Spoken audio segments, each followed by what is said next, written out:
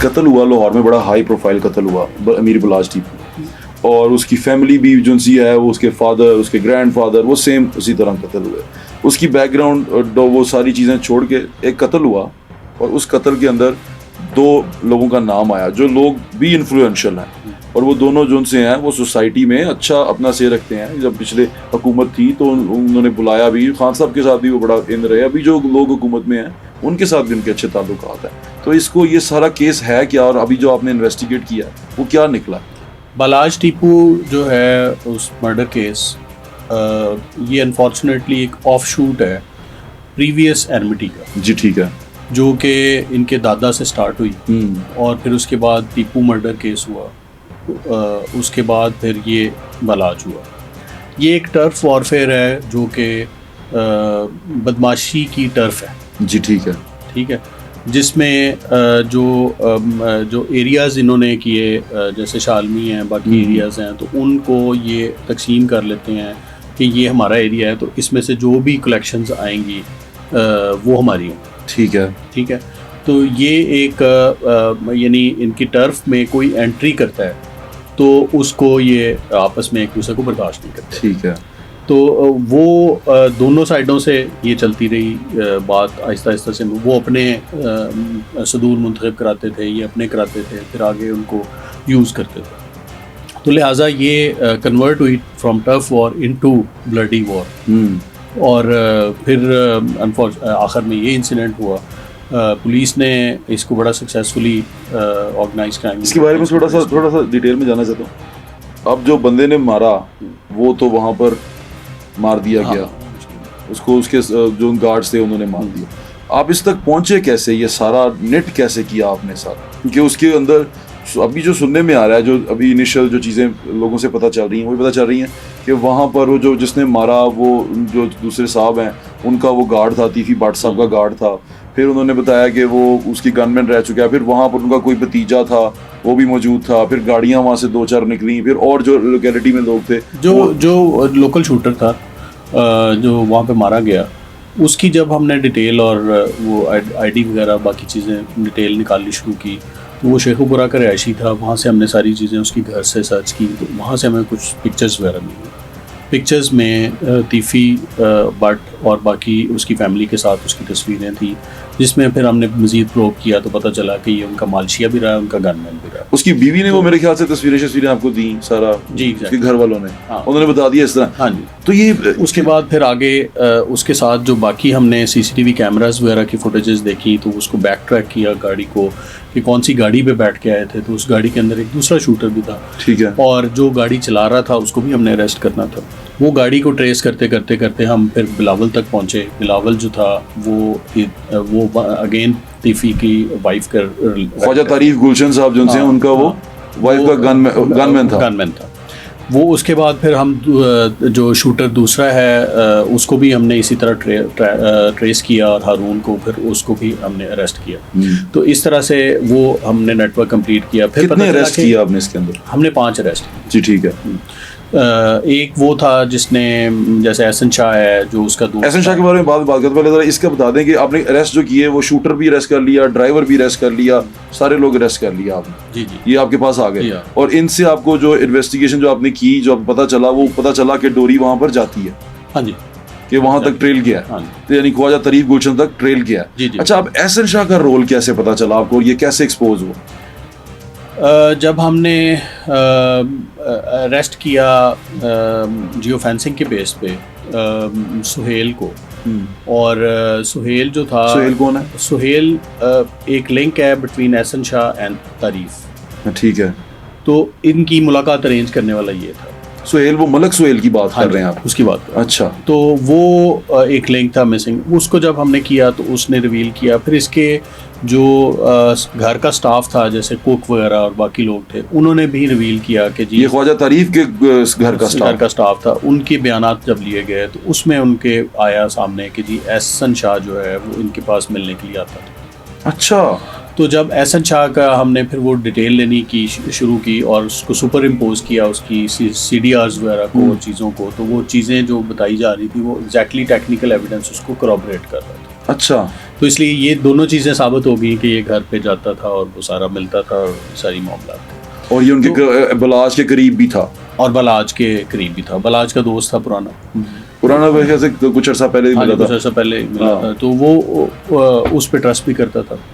तो इसलिए वो सारी इंफॉर्मेशन जो उसका क्लोज फ्रेंड था वही दे सकता था, तो उसको उसने यूटिलाइज़ किया, 50 लाख रुपए उसको दिए, फिर बाद में उसने उसको ऑफ़र किया कि हम बाहर जाके सेटल भी करेंगे, इस तरह की इंड्यूसमेंट उसको दी। तो नहीं, ये इंड्यूसमेंट जो उसने दी उसको जो सा एहसन शाह है, इसको अंदाजा नहीं था कि ये जो सा बोल रहे हैं ये लोग, इसको कह रहे हैं, उनको तो यही था कि हम नहीं पकड़े जाएंगे, जब नहीं पता चलेगा, जब वहाँ पे एलिमिनेट हो जाएगा शूटर, मारने वाला भी एलिमिनेट हो जाएगा, दूसरा भी एलिमिनेट हो जाएगा, तो फिर तो एहसन शाह को जब आपने इन्वेस्टिगेट किया तो उसके पीछे उसकी क्या कहते हैं बुनियाद क्या थी जो उसने इतना बड़ा कदम उठाया? क्योंकि मोस्टली लाहौर के रहने वाले लोग हैं, इसके फैमिली भी जो सी है वो सियासी फैमिली है, पीछे से ठीक है जो भी है जिस तरह भी करता रहा, लेकिन फिर भी थोड़ा बहुत रहता है बंदे में कि यार मेरा यार है, मैं उसकी पीठ में छुरा नहीं घूमना।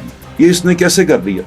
बस ये history is full of these things. पीर जाफर पीर सादक वो तो ये देखा जो तीर खा के कमीन गा के अपने ही यारों से मुलाकात होगी, तो ये मतलब आपने इसको जब इन्वेस्टिगेट किया तो क्या बोला? ये अब आप इससे बात कर चुके हैं, आप इसको इन्वेस्टिगेट कर चुके हैं, करता है कन्फेस पैसे के लिए, लालच में। अब वो पूरी तरह कन्फेस कर रहा, तो आप जब उससे पूछते हैं कि ये मतलब दोस्ती यारी, उसको शर्मिंदगी नहीं है किसी की?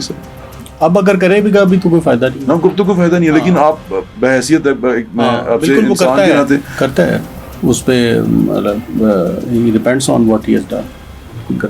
उसको पता है कि उसने जो किया है वो इस तरह था, क्योंकि मैं जितना उसके बारे में मैंने थोड़ा सा जाना कि वो फैमिली तक में इन्वॉल्व था, वो उसके बच्चों के साथ, उसके माँ बाप, उसके सारी फैमिली के भाइयों के साथ आना जाना बिल्कुल था, बिल्कुल फैमिली मेंबर की तरह था। तो उसको ये उसके पीछे आपको ये मोटिव क्या नजर आया? असल मैं ये जानना चाह रहा हूँ कि एक शख्स सिर्फ पैसों के लिए तो नहीं कर सकता, क्योंकि पैसे वो मेरे ख्याल से बलाज से बहुत पैसे ले लेता था। वो उसके बारे में जो सुना है कि वो जब भी कहता था वो बलाज पैसे दे देता था उसको, और कोई मोटिव उसके साथ दुश्मनी नहीं है, उसकी motive is just the money, और कोई दिल में कोई ग्रज, कोई ऐसी चीज जो लेके चला हो, कोई ऐसी बात नहीं, ऐसी अभी तक कोई नहीं। उसने कुछ नहीं कहा, उसने कहा सिर्फ पैसों के लिए किया। बिल्कुल ऐसे। ये तो बड़ा कमाल, अल्टीमेटली 5 करोड़ लेना था, 50 अभी ले लिया, बाकी बाद में लेंगे, और ये वो कर रहा था। अच्छा, अब इन्वेस्टिगेशन जब आपने कर लिया, आपने चालान जमा करवा दिया इसका? जी, इसका चालान हो गया हुआ है और सबमिट हो गया। क्या वो कंप्लीट चालान है या इनकम्प्लीट? नहीं, इनकम्प्लीट चालान है, क्योंकि अभी इसमें बाकी मुल्ज़मान अभी शामिल तफ्तीश नहीं। इनकम्प्लीट चालान जमा करवा दिया आपने? जी। अच्छा, तो वो इनकम्प्लीट चालान के अंदर कौन कौन से लोग रह गए इन्वेस्टिगेट करने? जिसमें तीफी है, गोगी है, क्योंकि वो पेश नहीं हुआ, उसने शामिल तफ्तीश भी नहीं हुआ, उसमें तादील है, इस तरह के लोग अभी बाकी हैं। कितने हैं वो टोटल? 3 लोग। अच्छा, ये जो 3 लोग हैं इनमें एक तारीफ गुलशन साहब तो चले नजर आ रहा है कि वो उन कड़ियाँ मिल रही हैं, ये गोगी भट्ट साहब और तादील साहब, इनका रेफरेंस कैसे बन रहा है? ये नॉमिनेटेड हैं सप्लीमेंट्री स्टेटमेंट में, तो सप्लीमेंट्री स्टेटमेंट में नॉमिनेटेड हैं, जब तक वो 160 के बयान हम जब उनके नहीं ले लेते और वो अपनी सफाई नहीं दे देते, तो उस वक्त तक हमारे लिए वो फ्यूजिटिव हैं, वो भाग रहे हैं, वो हमारी तफ्तीश को ज्वाइन नहीं कर रहे। तो बड़ा ही इसमें कैटेगोरिकल उसमें जजमेंट्स हैं कि जब तक हमारे पास क्रेडिबल एविडेंस उसका नहीं आ जाता तो हम मुलजिम को अरेस्ट नहीं करते। ठीक है, अब आपके पास क्रेडिबल एविडेंस है इनका? अभी ये चूँकि शामिल तफ्तीश नहीं हुए, तो इसलिए अभी इनके खिलाफ जो है वो इश्तिहारी की कार्रवाई होगी, और उसके बाद फिर इनको जब ये आएंगे शामिल तफ्तीश होंगे तो फिर अपने सफाई दे सकेंगे। जी ठीक है, अभी तो इश्तिहारी की कार्रवाई चल रही है। अच्छा, ये जो तारीफ गुलशन साहब हैं, आप जिस तरह आपकी इन्वेस्टिगेशन मैं देख रहा हूँ जो आप बता रहे हैं, उसके मुताबिक तो ये अभी तक आपको नज़र आ रहा है कि ये बंदा जो है ये ठीक, इसको हम वो कर रहे हैं, टारगेट कर रहे हैं। ये बंदा अब आप कैसे पकड़ेंगे, क्योंकि ये बंदा आपकी पहुंच से तो निकल चुका है। हाँ, ये बाहर है, मुल्क से बाहर है। आप कुछ एक ऐसे मुल्क में है जहाँ पे जिसके साथ हमारा एक्सट्रेडिशन एग्रीमेंट नहीं है, लेकिन फिर भी हम MLA म्यूचुअल लीगल असिस्टेंस के तहत एक कार्रवाई कर सकते हैं। उसमें it depends on the host country कि वो हमें रिस्पॉन्ड किस तरह करते हैं। क्योंकि मेरी इन्फॉर्मेशन के मुताबिक ये वहाँ पर उस पर विजिट वीज़ा पे हैं, तो इन्होंने वहाँ से निकलना तो है, बिल्कुल वहाँ से ये निकलेंगे, तो आप फिर इनको फॉलो कर रहे हैं? आपको पता है? जी, बिल्कुल, हमारी टीम्स वो बिल्कुल एयरपोर्ट कंट्रोल पे हैं कि आप उनको देख रहे हैं। अच्छा, इनके रेड वारंट्स के बारे में कुछ ऐसा सुना था, वो क्या है? रेड वारंट के लिए इसका प्रोसेस कंप्लीट करके परपेचुअल वारंट करके इसका इंटीरियर में भेजा जा चुका है। वहाँ से रेड वारंट अब जारी हो गया होगा या हो जाएगा चंद दिनों में, फिर प्रोसेस मुकम्मल हो जाएगा। बिल्कुल ठीक है। और ये जो आप जायदाद कुर्की की बात कर रहे थे, बड़े इस पे वो प्रेस कॉन्फ्रेंस भी हुई, ये सारा कुछ हुआ, ये क्या प्रोसेस है और ये कैसे? प्रोसेस होता है 87 का पहले प्रोक्लेमेशन होती है और 88 की अटैचमेंट होती है CRPC। तो आप ये मुकम्मल कर चुके हैं? अटैचमेंट का प्रोसेस कर दिया है हमने। अभी अटैचमेंट का ऑर्डर बाकायदा कोर्ट ने नहीं किए, लेकिन हमने अप्लाई कर दिया अटैचमेंट। तो कितनी प्रॉपर्टी है इनकी जो आप करना चाहेंगे, कुर्की जो आप निकाल रहे हैं? कुर्की करेंगे ना? जी जी, उसकी अटैचमेंट होती है, उसका स्पुरदार मुकर्रर होता है इसी के पास। तो प्रॉपर्टीज जो है वो सिर्फ ख्वाजा तारीफ गुलशन की अभी मुझे होगी? एग्जैक्टली याद नहीं है प्रॉपर्टीज की डिटेल, लेकिन वो सिर्फ ख्वाजा तारीफ गुलशन की होगी या फैमिली की भी होगी या नहीं और नहीं, भी? जो सिर्फ जो PO है उसी की प्रॉपर्टी जो है, यानी कि जो तारीफ गुलशन साहब की होगी वही अपने होगी? नाम पे। सिर्फ ख्वाजा तारीफ गुलशन की होगी या दूसरे साहब जो उनसे हैं गोगी बाट साहब, उनका भी होएगा? जो भी इश्तिहारी एब्सकाउंटर जो भी हुआ है, एब्सकाउंटर जो भी होता है उसकी आगे अटैचमेंट होती है। वो आप करने जा रहे जी हैं? जी, करने जा रहे हैं। अच्छा, इस केस के अंदर आपको कितनी एक वो नजर आती है, क्या कहते हैं, मजबूती नजर आती है कि इंसाफ होगा? और जिनको एविडेंस बहुत मजबूत है, टेक्निकल एविडेंस भी है, ह्यूमन एविडेंस भी है, विटनेसेस भी हैं। तो प्रोसिक्यूशन का केस अच्छा तैयार है। तो अगर इसको फाइट करना हो कोर्ट के अंदर तो मेरा ख्याल में बड़ा अच्छा फाइट किया जा सकता है। और पुलिस ने अपनी इन्वेस्टिगेशन 100% कर ली। अच्छा, इसमें एक आखिरी सवाल मैं इसलिए पूछना चाहता हूँ क्योंकि वो दोनों साहब जिनसे हैं वो यहाँ इस सोसाइटी में रहे हैं और वो बड़ा अच्छा यहाँ पर उनका एक बड़ा होल्ड रखते हैं। तो पुलिस वाले भी बहुत सारे उनके दोस्त यार हैं, सारे हैं। तो आपको इसके अंदर कोई इन्वॉल्वमेंट नज़र आई किसी की, या जो इन्वेस्टिगेशन अफसर थे दोनों पार्टीज राजी थी उन दोनों की इन्वेस्टिगेशन, उन लोगों की इन्वेस्टिगेशन? मेरे पास कुछ लोग आते रहे, जाहिर है रिजर्वेशन होती हैं, इतना हाई सेंसिटिव केस है, लेकिन आफ्ताब फुलरवान साहब को लेके कुछ लोग रिजर्व थे कि रिजर्वेशंस थी कि आफ्ताब फुलरवान साहब के जो से हैं वो हमने इसको बिल्कुल CCPO साहब ने अपने ऑफिस में बैठ के भी सारों को सारी केस फाइल भी देखी, हमने सारा एक एक चीज़ उनको कन्फ्रंट कराई और एक एक चीज़ एविडेंस जो है वो उनको दिखाया गया। हमने प्योरली मेरिट पे किया। अग्रीव पार्टी जो सी है वो इन्वेस्टिगेशन से राजी है? मेरे सामने तो कोई अभी कोई इस पे ऑब्जेक्शन, कोई उनकी तरफ से रिटर्न एप्लीकेशन, कोई दरखास्त, कुछ नहीं आया?